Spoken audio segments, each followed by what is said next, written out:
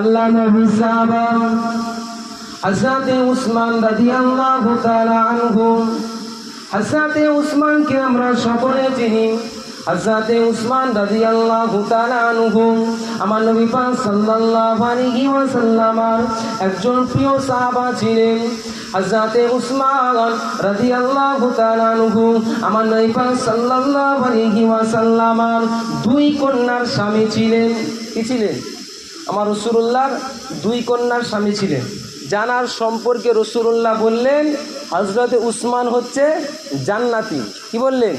উসমান হলো জান্নাতি এবং হযরত উসমান রাদিয়াল্লাহু তাআলা ছিলেন খলিফা। মুসলমানের ছেলেরা, হযরত উসমান রাদিয়াল্লাহু তাআলা আনহু তার একটা গুণ ছিল, তিনি যখন কোনো কবরস্থানের পাশ দিয়ে হেঁটে হেঁটে যেতেন, ওই কবরের কাছে গিয়ে হযরত উসমান রাদিয়াল্লাহু তাআলা আনহু খুবই কান্নাকাটি করতেন।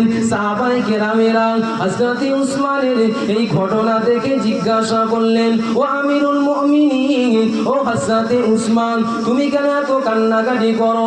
জান্নাত জাহান্নামের কথা শুনে তো কাঁদো না।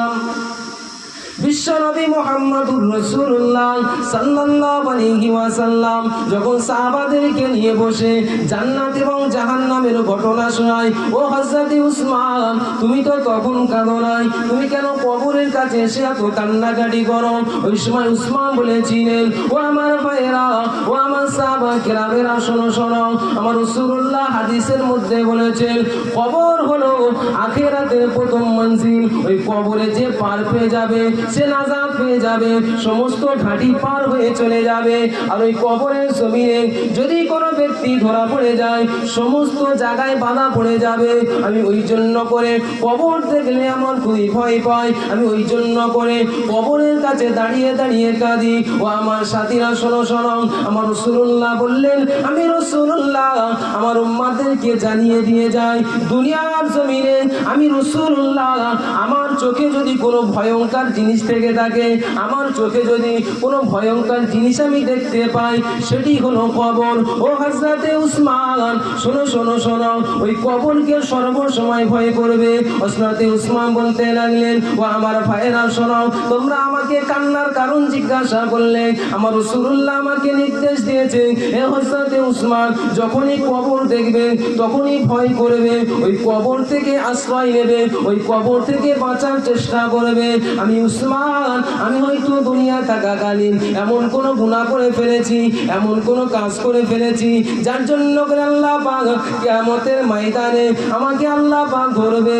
এই কবর থেকে যদি আমি নাজাত পেতে পারি, আমি ধ্বংস হয়ে যাব। আমার ভাইয়েরা, শোনো শোনো শোনো, আমরা দুনিয়ার জমিনে বসবাস করি, আমাদের আব্বা মারা গেলে আমরা কি বলতে থাকি? আমার বাপ আমার সব থেকে প্রিয়, কিন্তু প্রিয় হওয়ার পরেও ওই বাপকে কবরে শুইয়া রেখে আমি চলে আসি। স্ত্রী বলতে লাগে, আমার স্বামী সব থেকে আমার কাছে প্রিয়, ওই স্বামী যখন মারা যায় কবরে শুইয়া রেখে ওই স্বামী দুনিয়ায় চলে আসে, ওই স্বামী স্ত্রী চলে যায় অন্য জায়গায় আবার বিবাহ করে, সন্তান বাপের জমি জায়গাগুলো ভোগ করতে থাকে, কিন্তু এই বাপ কবরের জমিনে কেমন অবস্থায় আছে আমরা দেখতে পাই না। তাই প্রত্যেককে বলে দিয়ে যাব, দুনিয়ার জমিনে আমরা বসবাস করি, আমাদেরকে কি জিনিস লাগে? দুনিয়া বসবাস করতে কি লাগে? ঘর বাড়ি জমি জায়গা। এই ঘর বাড়ি জমি জায়গা এর থেকেও বেশি আমরা গুরুত্ব দিই কাকে?